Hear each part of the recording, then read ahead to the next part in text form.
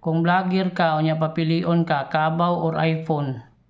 Kung ako, iPhone ko oy.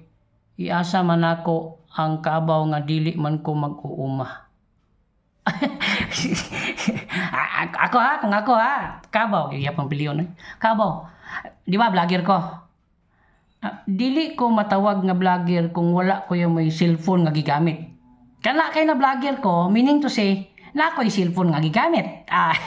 Karon sa akong pag-vlog, nailado ko ang ako ang mga videos ning viral. Hangtod ni abot sa point nga ning kita ko sa akong pag-vlog.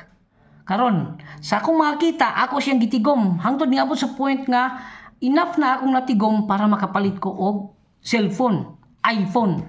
Tagpila man ang iPhone? Ay butang na lang 100,000. Kadako sa kwarta 100,000. Ang 100,000 nimo, pila na kakabaw mapalit ana?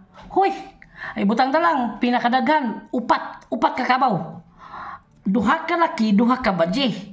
Ay, kay ba ka nga ang kabaw karong mga panahon na dili lang pang-uma? Hoy, ang mga kabaw na ay mga kabaw nga makaproduce og gatas. Kuya Ads, Carabao Milk.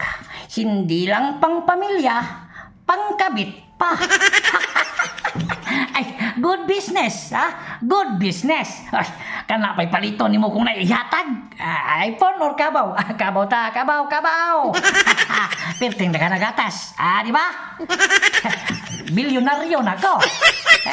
Daghan kay kong kabaw, ning produce og gatas. Bantay nundog, bantay nundog.